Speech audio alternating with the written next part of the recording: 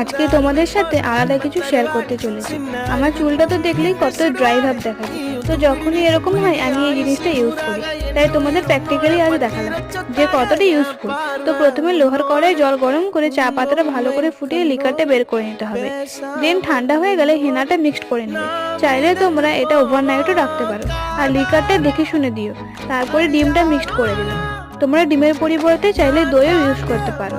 আর তোমাদের কাছে লোহার কড়াই না থাকলে যেটাতে জল গরম করবে তার মধ্যে লোহার কিছু ফেলে দেবে, যেমন ধরো পেরেক। দেন ভালো করে চুলে লাগিয়ে নেবে। 1 ঘন্টা পর ওয়াশ করে নেবে ভালো করে। তোমরা চাইলে সেই জন্য শ্যাম্পু দিতে পারো বা তারপরেও দিতে পারো।